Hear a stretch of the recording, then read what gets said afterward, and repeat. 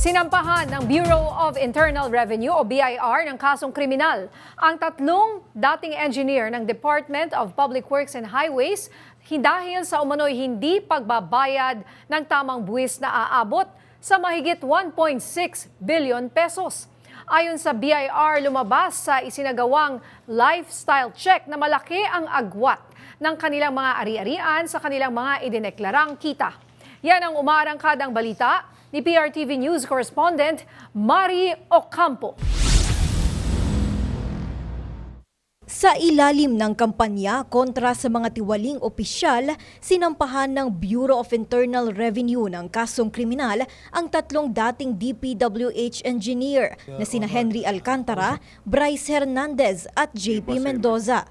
Ayon sa BIR, may kabuang 1.6 billion pesos na tax deficiency ang tatlo. 900 million pesos dito ay kay Alcantara, 600 million pesos naman kay Hernandez, habang 180 million pesos kay Mendoza. Nakita natin na based on dun sa mga lifestyle checks na ginawa natin, yung kanilang mga ginastos, na nakuha rin natin yan sa mga pagdinig na ginawa sa Senado at yung mga kanilang mga ari-arian, nakita natin na yung tugma ito sa kanilang kinikita or yung mga reported na mga revenues nila at mga binayaran buwis. Batay sa investigasyon, ang tatlong dating opisyal ay kumita umano ng malaki mula sa mga proponents' share o kickback mula sa mga ghost flood control projects. Ang mga naturang kita ay di umano'y nilinis o nilaro sa mga kasino gamit ang cash-to-chip transactions. Ayon ito sa mga record mula sa Philippine Amusement and Gaming Corporation o PAGCOR. Malaki ang ginagastos nila sa kasino.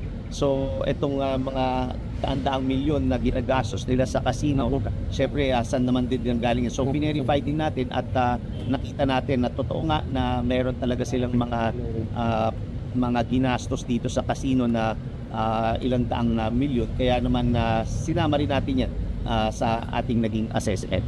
Hindi lang casino records ang ginamit ng BIR. Lumabas din sa Land Registration Authority at Land Transportation Office records na nakabili ang mga dating opisyal ng mga mamahaling sasakyan, high-value properties at iba pang personal assets na hindi tugma sa kanilang income declarations. Ayon kay Lumagi, maaari ring kumpiskahin ng BIR ang mga ari-arian kung hindi pa rin mababayaran ng tatlo ang kanilang buwis.